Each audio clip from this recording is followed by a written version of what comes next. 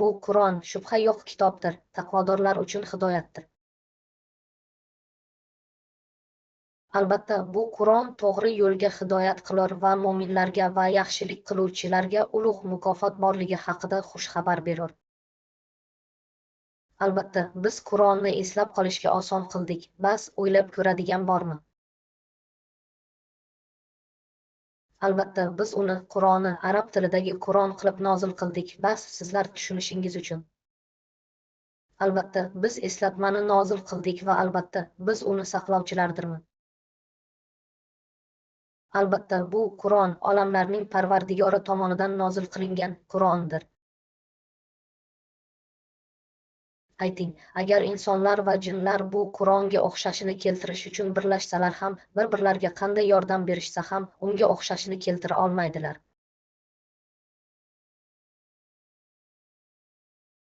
Biz Qur'onni mo'minlar uchun shifo va rahm-shafqat sifatida nozil qildik, ammo u zolimlarga faqat zararni ko'paytirur. Ulardan so'rang, shahidning eng yaxshisi kim? De, Alloh mening va sizlarning o'rtamizda guvohdir va menga bu Qur'on, u bilan sizlarni va u Qur'on kimga yetsa, uni ogohlantirishim uchun nozil qilingan.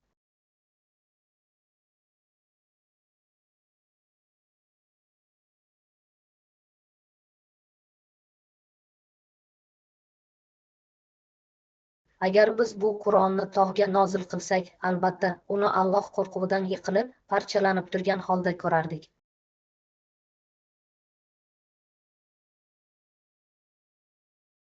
Olamlar uchun ogohlantiruvchi bo'lish uchun o'z bandasiga bayroqni nozil qilgan zotga shukrlar bo'lsin.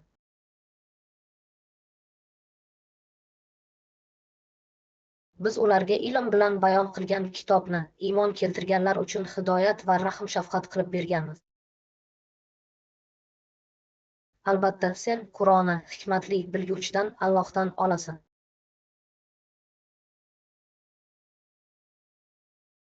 Rasululloh sallallohu alayhi vasallam: ey Rabbim, albatta qavmim bu Qur'onni g'ofillik bilan qabul qildilar. Agar ularga biror oyat mo'jiza keltirmagan bo'lsang, ular nega buni o'zing qilmaysan, derlar. Men faqat Rabbim tomonidan menga nozil qilingan Qur'onga ergashaman. Bu Qur'on Rabbingiz tomonidan hidoyat va mo'minlar uchun marhamatdir. Agar ular rostgo'y bo'lsalar, shunga o'xshash gapni keltirsinlar. Qur'on 3:0. Ular Qur'onni o'ylab ko'rmadilarmi? Agar u Allohdan o'zga zotdan bo'lganida, unda ko'p ziddiyatlarni topar edilar. Va shunday qilib, biz senga o'z buyrug'imiz bilan ruhni nozil qildik. Sen kitob va iymon nima ekanligini bilmas eding, lekin biz uni, Qur'onni, o'z bandalarimizdan xohlaganimizni u bilan hidoyat qiladigan nur qilib qo'ydik va albatta, sen to'g'ri yo'lga hidoyat qilursan. Ularga oyatlarimiz, Qur'on o'qib berilganda biz bilan uchrashishni umid qilmaydiganlar, bizga boshqa Qur'onni keltiring yoki uni o'zgartiring, dedilar. Men uni o'zim o'zgartira olmayman, faqat menga vahiy qilingan Qur'onga ergashaman. Agar Rabbimga itoatsizlik qilsam, ulug' kun azobidan qo'rqaman. Bu Qur'on biz nozil qilgan muborak kitobdir. Undan oldingi kitoblarni tasdiqlovchi kitobdir. Shu yo'l bilan Makkaga va uning atrofidagilarga ogohlantirursan. Oxiratga iymon keltirganlar unga iymon keltiradilar va namoz o'qidilar. Albatta, bu Qur'on Bani Isroilga ular o'zaro kelishmovchilik qilgan narsalarning ko'pini bayon qilur. Rabbingning kitobidan senga nozil qilingan Qur'onni o'qib ber. Albatta, uning so'zlarini hech kim o'zgartira olmaydi va undan o'zga hech qanday panoh topa olmaysiz.